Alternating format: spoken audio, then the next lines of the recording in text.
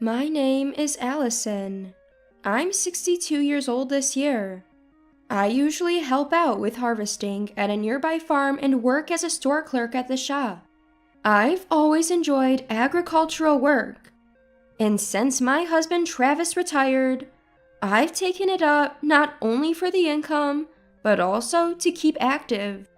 Travis, who is 4 years older than me, retired last year and now enjoys a leisurely life at home. He keeps himself busy with hobbies like gardening and DIY projects. We have 2 sons who are 28 and 23 years old. Even though Travis and I didn't complete our education, our eldest son Merrill moved out after landing a job right after college. Our younger son, Jeremy, is in grad school and lives with us. We're just an ordinary family. Now that our parenting duties are mostly over, we just want to enjoy our remaining years. However, life had a curveball in store for us. It all started with a sudden announcement from Merrill. "Dad, Mom, there's someone I want you to meet." Turns out he had proposed to his girlfriend of 6 months, and she said yes. Sure, he's at an age where marriage wouldn't be too surprising, but shy Merrill? We were more shocked than happy. What's she like? How did you meet? What did you say when you proposed? I felt like a TV reporter. "She's stunning. Way out of my league, actually."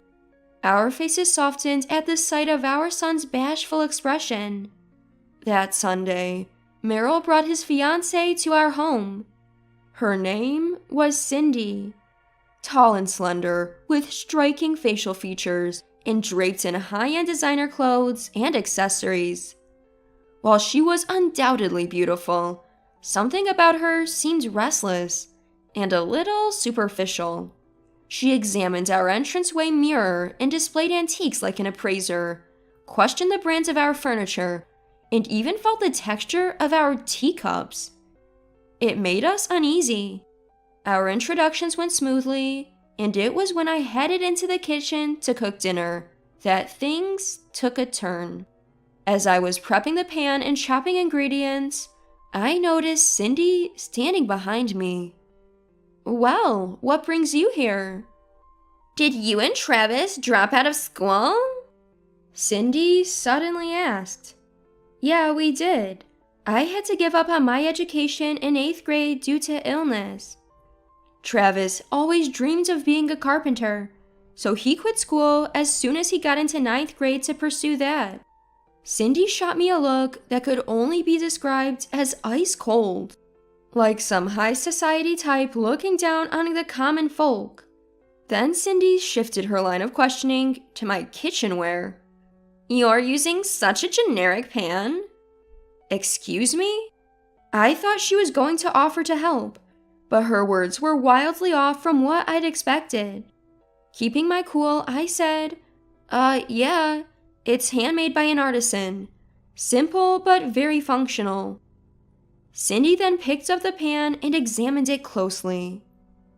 "I've never seen such a cheap-looking pan. In our home, we only use $800 pans and $400 knives. We never use such things." "Oh, is that so? Your family must be well off then." She might be good-looking, but her complete lack of common sense and constant need to one-up everyone really explains why guys don't stick around. Cindy then started gushing about how wealthy her family is. From prestigious private schools, from elementary to college. They have 3 cars, live in a high-rise in Boston, and even own a vacation home in Aspen. Her dad's a big shot in a trading company, and her mom's been a homemaker since they got married. Never known financial hardship. She rattled all this off as if I should be impressed. If she were the mom of one of my kids' friends, I would have shut her out immediately. But Cindy's one-upping didn't stop there. "Is this a gas stove? These days, it's all about all electric and induction. I dislike gas. It's so environmentally unfriendly. Ugh, And your dishwasher looks ancient. Are you even cleaning the dishes properly? Don't you think you should get better dishware for guests? The teacup you served earlier was cheap, wasn't it? Maybe you can't appreciate good things because you dropped down? Hold on, who does she think she is? Cindy complained about everything from our educational background to our household items, then finally declared, "It seems like we're not compatible. I'm going home." And she really did just leave. Meryl followed her out. I was worried this might lead to a breakup, so I called Meryl a few days later. He said, "Mom, don't worry. Everything's fine." I couldn't help but ask, if you end up living together, are you going to use high-end pans and knives? Nah, I doubt we'd cook much, but she's pretty particular about cosmetics. I wonder how much she spends. I recall her makeup did seem on the heavier side. Still, can a marriage work when their views on money are so different? Our family lives a very average life. Will it even balance out? I'm concerned. You know you'll be sharing finances when you're married. Are you okay being so vague? It's fine, Mom. I'm just happy that I can marry Cindy. It seems like Meryl is head over heels in love. No wonder. Meryl is a shy guy, very different from his outgoing brother Jeremy. He's never been the type to have a girlfriend. So when Cindy first came to our house, I couldn't help but wonder, why is such a beautiful girl with our son? Of course, Meryl is genuinely a kind and gentle soul. Maybe it's a parent's greed, but I think he's the perfect guy for marriage. She must have fallen for the person Meryl really is. That's what I think, but I can't shake a tinge of worry. I almost blurt out, maybe you should rethink the marriage. But it's not my place as a parent to interfere that much. If they're happy, then supporting their marriage is my role as a parent. And so, Meryl and Cindy got married as planned. Thanks to Cindy's family connections, they had a grand wedding at a great venue and honeymooned in Europe for 2 weeks. They paid for everything themselves. So it's not about money after all. That was a relief for me. Then something happened. Josie, the 83-year-old mother of my husband Travis, fell at home and broke her femur. Though she recovered, she couldn't walk well anymore and needed nursing care. Josie had been living alone since my father-in-law passed away 10 years ago. Quietly, Josie said to me, "I'm mentally sharp. I'd like to stay at home if possible." But she's elderly and her mobility is limited. Living alone is not an option. So I suggested, why don't you come and live with us? Fortunately, my relationship with Josie is good, and we have enough living space. Jeremy, who would also be living with us, was all for it. If Grandma wants it, let's do it. I'll help with the nursing care too. I remember Jeremy always loved Josie. My parents passed away when I was young, so the only grandparents my kids could call their own were Travis's parents. Josie especially took great care of my grandchildren, so my sons still adore her. Thank you, Josie will be thrilled. And so, we welcomed Josie into our home, and my life of providing nursing care began. But the one who had issues with it was, unsurprisingly, Cindy. What? In-home nursing care? Can't you afford a nursing home? The first thing out of Cindy's mouth upon hearing about the nursing care was that. It's not about that. There's a wait list for facilities. Plus, Josie is mentally sharp and wants to stay at home, so we decided to take her in. But Cindy's puzzled look didn't change. If you pay, there are plenty of facilities available, right? In-home nursing care is what poor people do, isn't it? Is she even aware of how incredibly rude she's being? As I forced a smile, Travis, who was beside me, quietly spoke up. Come on, that's a bit harsh, don't you think? Allison decided to take on the role of caring for my mom. She should be commended, not criticized. At Travis's words, Cindy looked puzzled, as if unsure why she was being cautioned. No, I have no intention of caring for you or your family. What's the point of looking after people who can't offer anything in return? Cindy's tone and expression were nothing short of hostile. Travis had meant to talk about your own parents, but it seems he'd been misunderstood. We were all taken aback by Cindy's forthright refusal to live together. We'll be fine. We have our plans. Hearing this, Cindy smirked faintly, looking almost snake-like. There were more instances where she seemed to look down on us. A relative whispered to me, "She's beautiful, but such a nasty character. You'll have a tough time with her as your daughter-in-law." All I could do was offer a wry smile. To be honest, I don't like Cindy, but she is Meryl's wife. We couldn't possibly ruin the happiness that our shy son Meryl had finally found. Travis felt the same. We'll have to take measures to ensure we don't end up caring for them. Cindy's loud declaration was met with cold stares from everyone in the family. We never intended to rely on Meryl and Jeremy for our nursing care. Sure, we might need help as we age, but hearing her bluntly say, "I have no intention of taking care of you," really ruins the mood. I want nothing to do with Cindy anymore. From then on, we kept our distance from Meryl and his wife. Then, Josie passed away. She went quietly in her sleep. The suddenness left me with no time to grieve, as I had to quickly organize the viewing and funeral. Of course, Meryl and his wife came to offer their condolences. Cindy showed up in a frilly black dress, heavy makeup like a supermodel, and a pink ribbon in her hair. Her outfit was obviously inappropriate, but I didn't have the energy to point it out.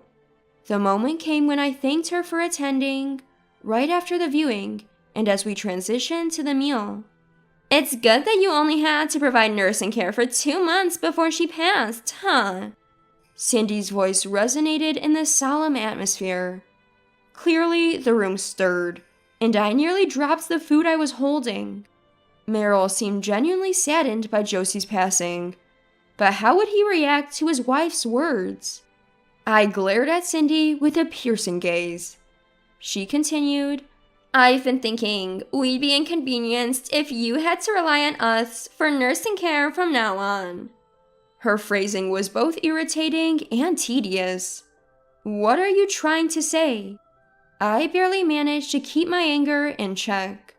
Cindy took a deep breath and said, "Let me be clear. I don't want to associate with broke dropouts like you and the rest. Let's cut ties." A bold declaration to sever relations. This isn't the time for that. Let's talk later, I suggested. No, let me declare it now in front of everyone. That way, we have witnesses. Is this really the place to discuss this? Right after the viewing? I felt my first surge of hatred for this utterly insensitive woman.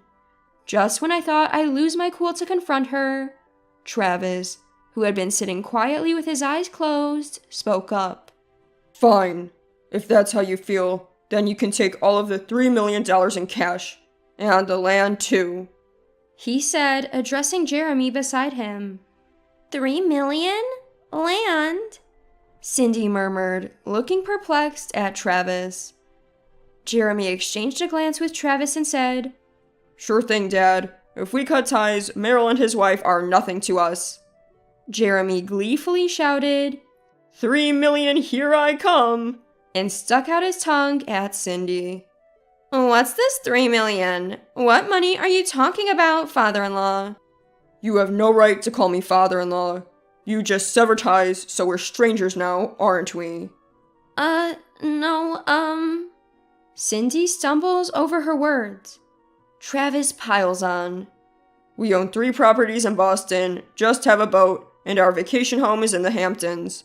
So yeah, as you said, we're dirt poor. Jeremy adds, Exactly. We can only travel abroad a few times a year, and our pans and knives are custom made, so they don't even have a price tag. Staying in character like those obnoxious new money families you'd see on a TV drama, Travis and Jeremy lay it on thick. But everything they're saying is actually true. What's your point? I didn't know that. Cindy sneers back at Travis and Jeremy. There's no way a family as poor looking as this has money. Are you making fun of me? Jeremy sighs dramatically. Ugh, you really don't know anything. Truly wealthy people live modestly most of the time. Everyone in the family nods in agreement. After all, it's well known that we come from generations of landowners. Let's be clear, we've never had to worry about money. But this wealth isn't something we created. It's been handed down to us from our parents, grandparents, and ancestors before them. So, our philosophy is to live like any other family, not squander the wealth we inherited. However, money has no meaning if it's not used. We indulge occasionally and donate to charity when it's needed. That's all there is to it. Our two sons understand this well. They grew up without bragging how wealthy our family is, with a healthy sense of money. Jeremy continues. It's the same for nursing care. We could have placed our elders in high-end facilities, but we all dislike solving issues with money. We wanted to support them as a family. You probably wouldn't understand this mindset, but that's how we feel. Cindy, feeling the cold stares, raises her voice. Who do you think you are? Just as she lunges at Jeremy, yelling. Enough already! The one who stopped her was surprisingly Meryl, who had been silent until now. You're possessed by money.